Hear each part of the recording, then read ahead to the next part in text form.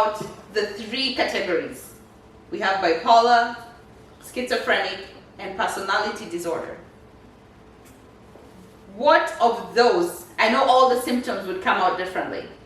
What of those are we looking at? And how are we going to deal with we have already seen the symptoms. We have already seen that the person has accepted they need help. So what help are we going to give them? Let me take you a little bit back. That most of these people, like I had mentioned, they don't know that they are sick. Yeah. In fact, if you mention to somebody that they are sick, you're getting yourself into trouble. Yes.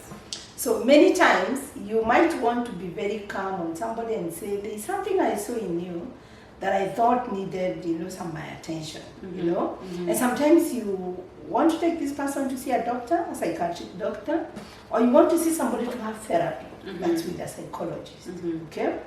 You have now brought out the branches. We have diseases like schizophrenia, we have diseases like bipolar, we have diseases like depression, and there are many. There are many. Yes. We also have personality disorders. Yes. Many times personality disorders, we will not even mention them. In fact, they look like normal. Yes. Someone will say, unajua mimi, me I'm this kind of a person. And as we talk, I'll talk about the types of personalities. Yeah. We have people who are outgoing, Yeah. we have people who are introverts, we have people who don't talk much, we have people who are always the life of the party, Yes. Yeah, and those are personalities, Yes. Yes. which we can't change. Right. That's how we have been wired in the brain. Right. But then sometimes you might look at something and you're thinking, this thing is not really normal. So, like we are saying, we can't touch on one and say we have exhausted it. Correct. But we can talk about disorders, deal with them, talk about psychiatric conditions, deal with them, talk about behaviors, deal with them, talk about childhood issues that people have had growing up. Like for example, if you grew up in a certain environment, and something happened to you. Say for example, a very bad example, which has happened to many children, and we actually don't know. There are children who are sexually assaulted when they were small, and they grow up to have certain disorders.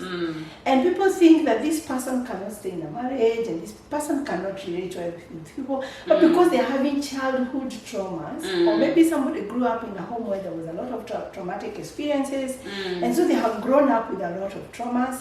Some of them will give them names like post-traumatic stress disorders. Yeah. Others will have something we call complicated grief. Yes. Somebody went through a lot of losses in life. And losses are losses. Right. Losses are losses. For example, it could be a loss of a loved one. Yes. It could be a loss of a job. It could be a loss of innocence, somebody engaged in sex when they were 13, 14 years, that's loss of innocence. So many losses, and somebody goes through complicated grief because it has never been dealt with. Yes. So we are saying it is so broad. Right. We can't finish here. Yes. The next time we shall be in another space, talking about mental illnesses, talking about mental wellness, because we need to have a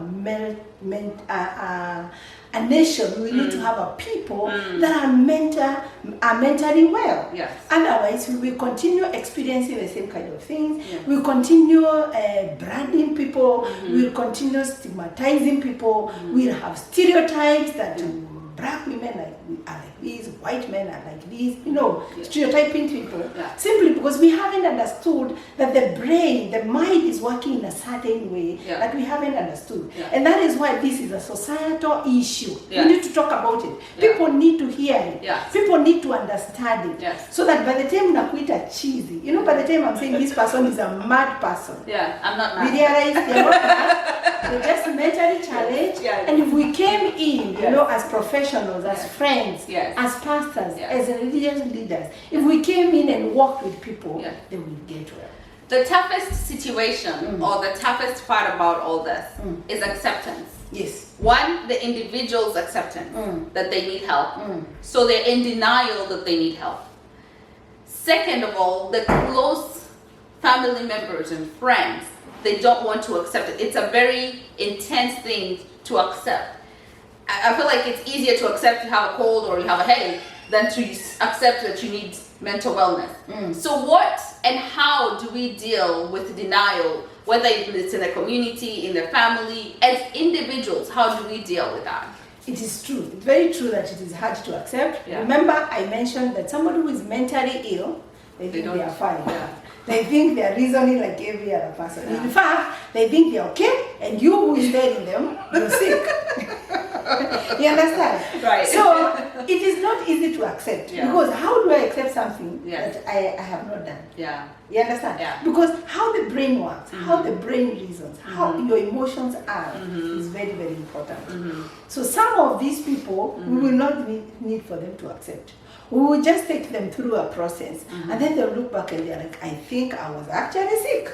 For example, you will find your friend, an any friend, and you realize this person is no longer, she doesn't want to interact with me as much, or she has changed. You know, somebody will say, hey, so and so has really changed. And then you realize, because you can see it, you are fine, and you can see that this person is not fine, you begin to interact with this person. Yeah. So you come to them and you say, can we have a coffee, date, can we have this, can we have the other? Yeah. And then somebody realizes, oh, okay, by the way, I've been so quiet, I haven't been interacting with people. And then you actually say, I have a friend called Frecia. I would want you to have a chat with her, because she has been dealing with a lot of, she's a psychologist, and she seems to understand a lot of things. But anyway, I don't think you are sick, but I think it's nice to have a chat with her. Yeah. So in another sitting, you invite somebody and you begin to talk about issues. And you know what? This person doesn't need to be told they are sick. They'll begin to look back in their lives and they'll say, oh, I think I'm not fine. I'll give you an example with myself. One time, I was still, my background is medicine, like I've said. Yes. Then I did psychology. Yes. When I was still in the medical field, practicing medicine, I sat down and the news were happening. And you know that thing that comes after news, they brought depression. And they begin to talk about the signs and symptoms. And I looked at the first one, and I looked at the second one, and I looked at the third one, and said, I think I'm not fine. You know, I wasn't depressed. I said, I think I am not fine. Out of the 10 that they have mentioned, I think I have 6 of them. Oh my. So, of course, depression is not one of the diseases that we want to accept we have.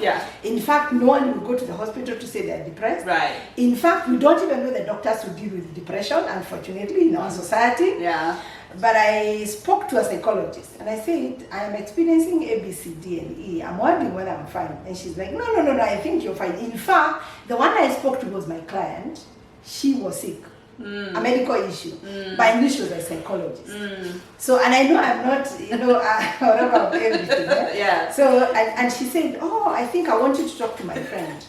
And I did a few sessions. So it switched out. Now you're the. I became the patient. You usually were the patient. Now it has switched out. And then I was like, you know, after I did, I'm like, wait a minute. I was not fine. I was sick. And I accepted that I was sick. So rarely will someone with a mental illness accept that they're sick until they begin to see help. Of course, sometimes they get so bad and we have to take this person to the hospital. Sometimes they're even admitted. I'll tell you what psychiatrists do. I'm not an expert in psychiatry, but sometimes they'll put you to hospital and they'll put you on medicine to make your brain sleep. Now that becomes even the bigger problem, because I was getting ready to ask you, so you noticed something was wrong with you. What did you do? Besides going into the medicine route where you have to be given medicine, and the medicine is going to either counter-interact with your body or bring you extra side effects, what did you do for yourself? You already went through the doctor's list or the list that came out on the TV, and you said, So what did you do for yourself? So, like I've mentioned, I saw there were 10 symptoms of depression. I scored 60%. Meaning I had 6 of the 10. And I told myself, I think I am not fine. Now, I knew from where I sat that I need to see a psychologist. So, of course, I don't have the courage. I'll tell you many times, people don't have the courage to go to see even a psychologist. In fact, if you mention that your daughter or your son or your husband or your wife is seeing a counselor, they're like, has it gone that far? you know, has it gone that far? They don't even want to go to see a physical doctor just for physical because exam. According to people, you're fine. You know, Yeah. and even though it's a small challenge, there's something you can deal with, Yeah. and you come into terms with it. Yeah. And I keep telling many people, just like we normally go for a normal physical checkup. Mhm. You know, you normally do an yearly physical checkup. Your kidney, your liver, your whatever. Women, we say do a pap smear. You know, go for a mammogram. Go and have your mental checkup. And to be honest with you, actually employers have set aside a mental wellness day. You're right. You literally can take the day off, get yourself together.